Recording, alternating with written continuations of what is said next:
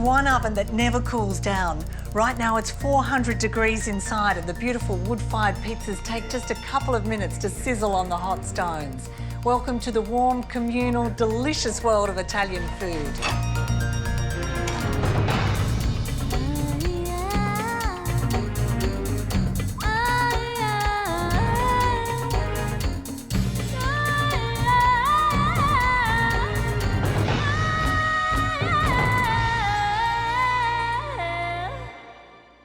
Join our food safari to learn the 3 simple rules of perfect pasta. 2 salads that zing with seasonal flavour, classic veal saltimbocca made by a master, and a luscious dessert made with 5 simple ingredients.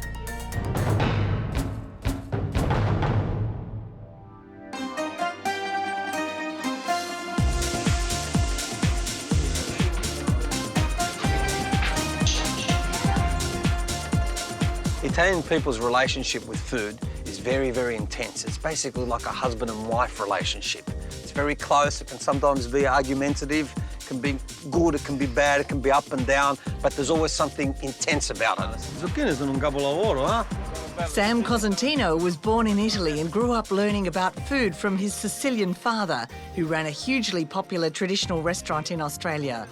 Sam now runs a hospitality consultancy specialising in espresso coffee. There's important things always in an Italian household. One of those very important things is extra virgin olive oil. It plays many roles. It's for dipping bread, it's for drizzling on salads, it's for adding to your ossemburgo or your fassomago when it comes out of the oven. It's to cook with, of course.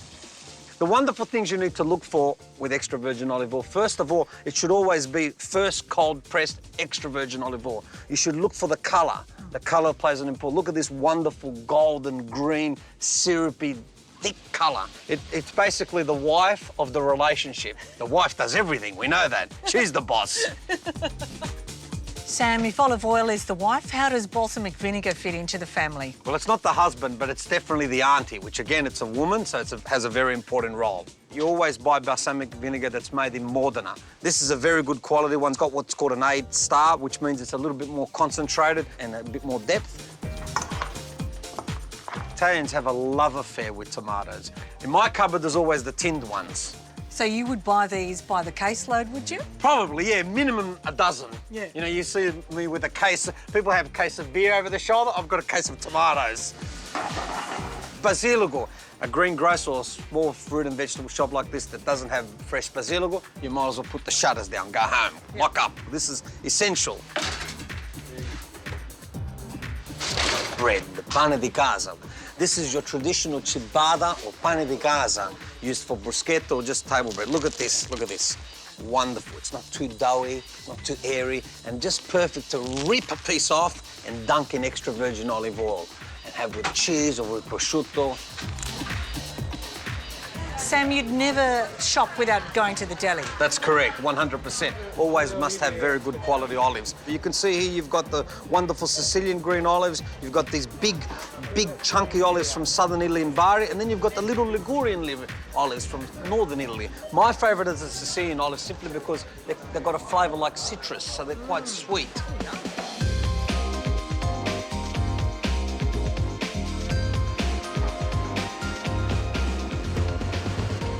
Antipasto, literally translated, means before the meal. It's a nibble before the meal, and that's exactly what it should be. In Italian tradition, the traditional menu, you offer the antipasti as guests arrive. It's something for them to stimulate their palate, get them ready for what's to come. Buonasera, buonasera, buonasera, buonasera. Guy Grossi is one of the legends of the Italian food scene in Australia. A second-generation restaurateur and passionate devotee of food traditions. Looking good. If you go into an Italian household, and you know the nonnas are always around because they're always trying to give you food straight away, from the moment you enter the door. So it's not good to go into the Italian realm, if you like, and for there not there to be some food around. So there's always some little, perhaps, zucchini fritte or some carciofi, some olive, some stuffed peppers, maybe some tuna carpaccio. Small, that's the key.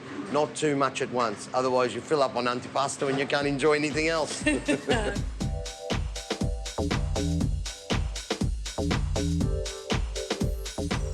Not a day goes by in an Italian household without eating pasta, and everyone else is following suit. Spaghetti bolognese is almost our national dish. There's more and more shapes and sizes of pasta available, both fresh and dried, and whole supermarket aisles are devoted to it.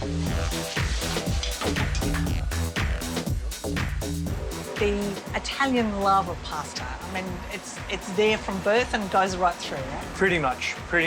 I can still smell my childhood. Oh. You know, like the smell of pasta being cooked reminds me of being a little boy. It's just something that my mum has just installed in me, a simple Italian food. I just love it. Maurizio Esposito is one of Melbourne's rising stars, juggling 2 restaurants and lots of pasta. Tell me, Maurizio, the rules of making a beautiful pasta. Golden rules is rolling boiling water so it doesn't stick together. Lots and lots of salt. Add your pasta. Just 1 scoop or roll. Is there an Italian phrase for that? The pasta must dance in the rolling, boiling water? We could make one up if you wanted. OK, 7 minutes. That's it? Because it's all about hard grain, and hard grain is about making sure that it has its firmness, al dente, and that's what every Italian wants, you know, for pasta to be really, really al dente and to be not soft and sloppy.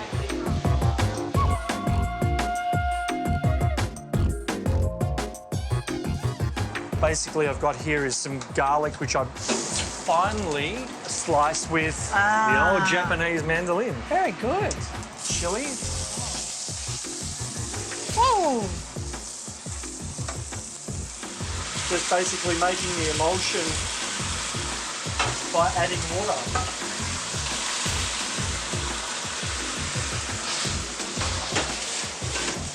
Parsley. The emulsification process, which is again adding extra virgin olive oil. Lots of movement will activate that starch. You know, this is what you have after you go out of disco at midnight. Spaghetti a mezzanotte. Okay, there you go. That is beautiful. According to Maurizio's mum, Maria, nothing beats the taste of fresh pasta, made simply with good flour and eggs. To make fresh pasta, you make with love. So can you taste the difference from, say, a dried pasta to a fresh pasta? Oh, yes, a lot of difference. Like when you go to the fruit shop, you buy fresh things, it's better than what you buy in the tin. It's as simple as that. I think so. Vast difference, though. Yes, and then when you eat this pasta, it's completely different when the dry pasta.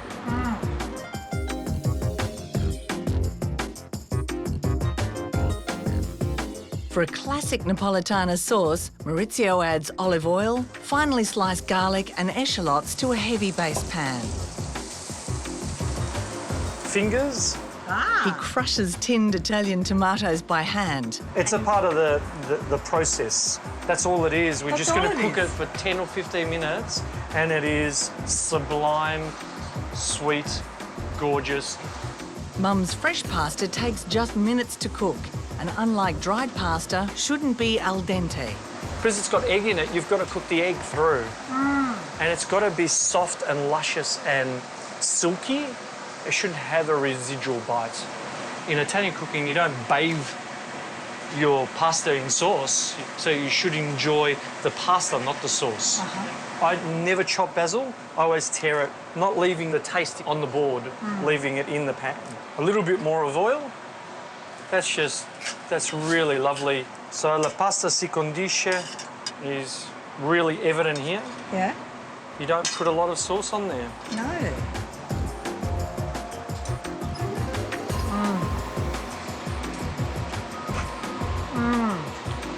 Gorgeous. Oh, wow. Sweet, without putting sugar in. That's beautiful. Silky pasta, a little bit of texture with the tomato, and off you go.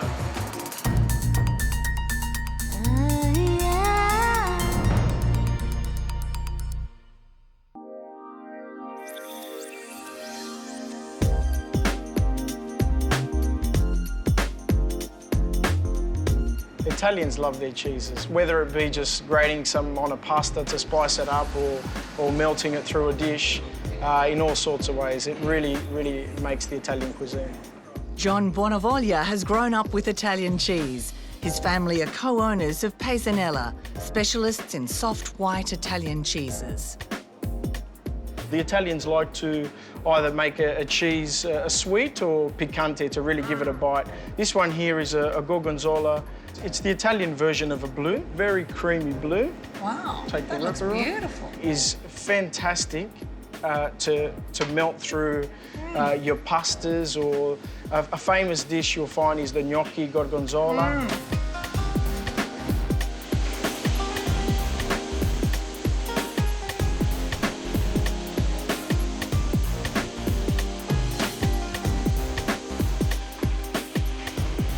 Okay, this is the ricotta. Wow. That's it there, almost perfect. So, the most versatile cheese. You have it all the time in the fridge, in the household. We use it a lot to cook with, our sweets, in the cannoli. It's very versatile.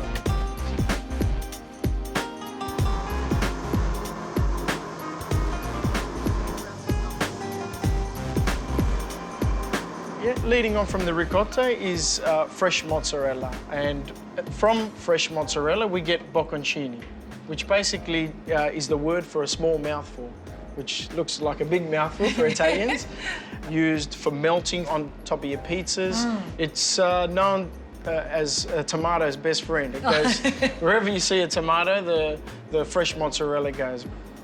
Now, these two. Here we go. These are the king of all cheeses. They're both Parmesan. The Reggiano is the grandfather cheese. It's 4 years matured. It has beautiful crystals running through it that basically just melt in your mouth and let the flavour of the Parmesan just last that bit longer. Beautiful cheese to have and enjoy with after a meal with some fruit or wine. That's very nice.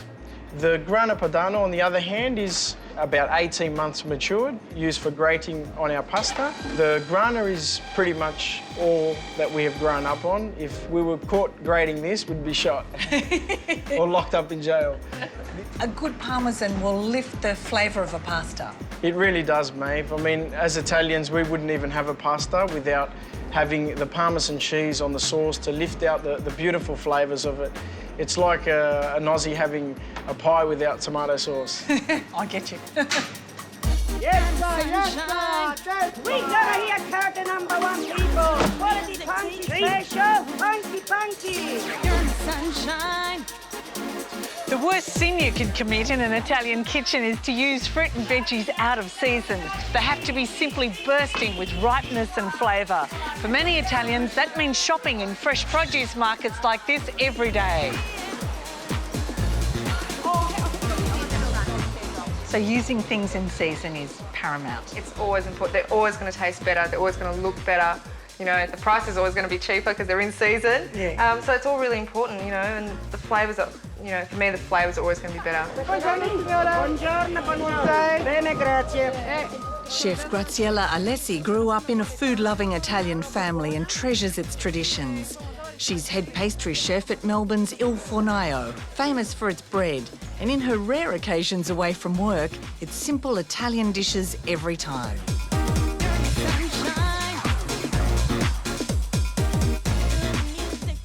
Nothing gets wasted in an Italian kitchen. You know, stale bread, use it in a salad. You know, and that's what we do.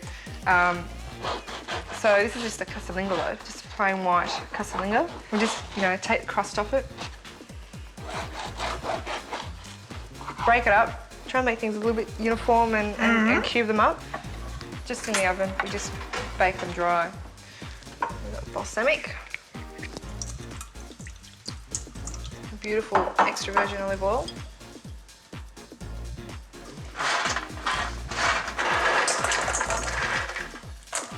We just want to soften these a little bit and get the flavours. We always had fresh tomatoes growing in the garden when we were kids. We've got beautiful Spanish red onion. No Italian salad is done without garlic.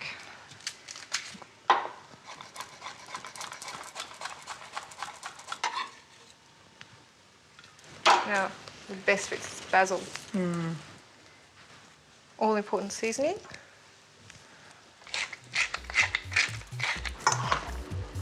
How good does that look? And the bread's just got all those flavours in there.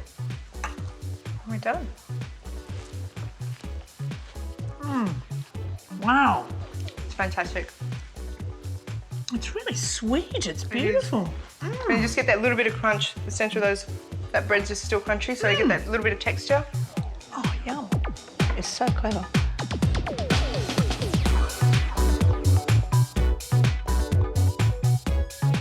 Those are so pretty. It's such a beautiful colour. Salads aren't just for summer. Some of the winter veggies and fruit are just magic. Grace finely slices baby fennel, carefully cuts segments of jewel-like blood oranges, leaving the pith behind. Straight into the bowl. That looks dangerous, Grace. Years of practice, my friend, years of practice. Never cut myself doing this. I'm just going to put a few little sprigs of this beautiful chervil in. Looks beautiful. It is, it's So fantastic. And of course the all-important seasoning, and we're pretty much done. We just use a beautiful white wine vinegar, some extra virgin olive oil. It's a nice, generous drizzle.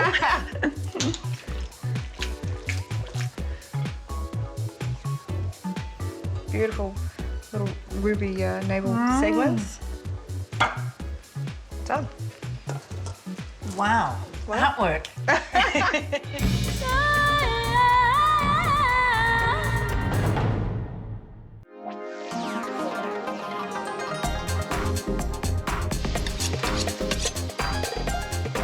Meat is, I guess, the main part of the menu, if you like. That's the decadent side of it. So once you've been through all the foreplay, you get to the main course.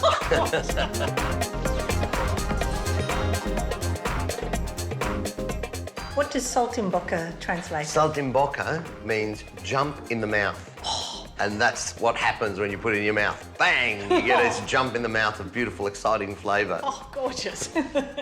What we're using here today is a girello, which is the cut out of the back leg, if you like, of the veal. Now, all these trims are really good to use because you can just put on a really quick little stock with them.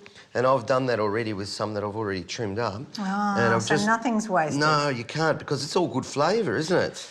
And now we're ready to cut slices from our veal. Yeah. We need to flatten it out a little bit because there's no need to completely slaughter it, but we're just going to flatten it out to a nice scaloppine. We get our trusty sage leaves over here. We need one sage leaf for each slice. And we've got some prosciutto here, some beautiful prosciutto, which we've got some slices from here. Now, we don't need probably a full slice in each one, but just sort of enough to cover that sage. Just pat them down. Now, a bit more noisy, sorry. Very noisy Italian today, aren't I? Just fold those over slightly, just so that we capture that prosciutto. Just put some olio d'oliva in here, some olive oil.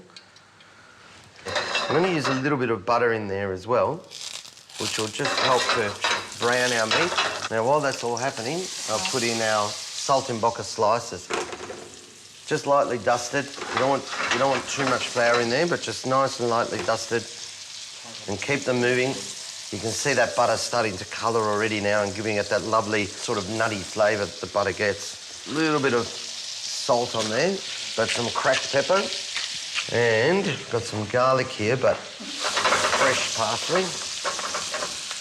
Now, we're just going to turn them over. We've got that lovely colour on there. Wow. All right? Look at that. Really looks good. Now, that's just going on really nicely now, and I think we're ready now to just use a little bit of our brodo here. Look at the colour of that. It's just got rich. It's so quick and easy, but it's already got that lovely richness to it. Just a touch of that. We'll use some vino bianco, very traditional in this. Like today, we're doing gnocchi alla romana or a semolina gnocchi to go with our saltimbocca because it's quite traditional. It's a lovely traditional thing. They're both from the same region, so it's just a nice accompaniment to have. Now, I think, you know, almost 2 slices is almost enough of this, but I think we're going to be more generous. Look at that. Whoa, the colour, the flavour. It's looking good. Now, I am going to be a bit cheeky. I'm taking some of that butter over the top of it as well. Oh, beautiful juices. That's where all the flavour is. Smell the sage. It's beautiful.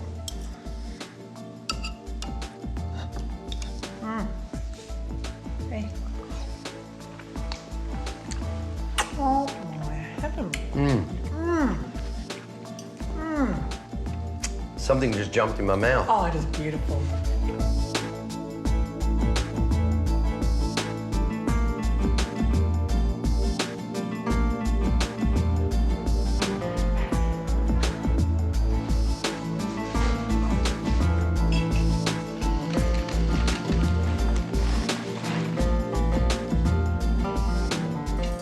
No Italian meal finishes without sweets or dolce, and no coffee's drunk without something sweet.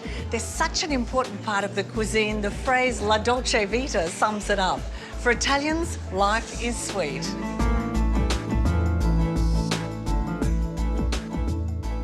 Vanessa, tell me what tiramisu translates as. Pick me up? Yeah. Yeah. Does it work? Oh, I don't know. That's why I keep making it. Yeah, no, they say practice makes perfect. So, Chef Vanessa Martin's family are from Venice, the birthplace of tiramisu, a favourite in her Sydney restaurant Il Piave and with her family.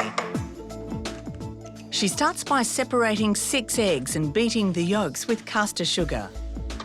and this is one of my secrets, is to leave the eggs on as long as possible to make them white.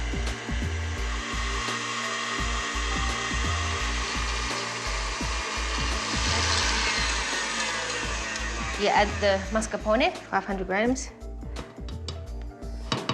And you just mix it until it's combined. Don't leave it on for like another hour. You'll probably get cheese. Just till it's combined. There's no lumps. And that's ready to go. That's pretty easy. Okay, and then now it's the coffee. To good espresso coffee, Vanessa adds a heady mix of frangelico, Kahlua and Tia Maria. And while the coffee's still hot, I like to dip the biscuits in.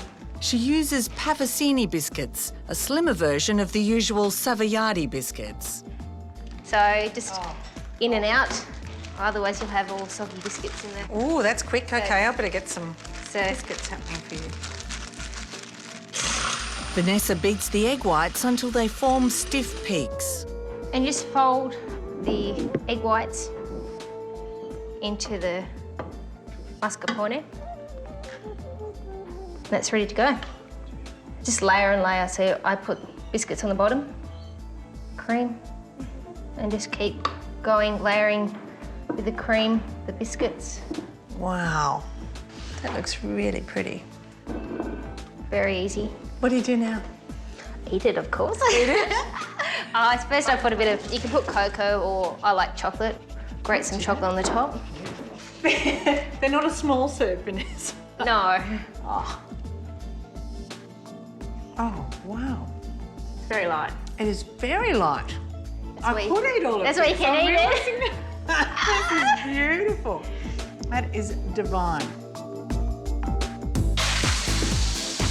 On our next food safari, the sharp freshness of Thai food with easy curries, spicy salads and a sticky dessert. It would be very hard not to drink coffee. Well, personally, if I had to choose between coffee and sex, I'd pick coffee. Oh, Sam! Couple of water. Did I mention the comparison with coffee and sex? I did that, didn't I?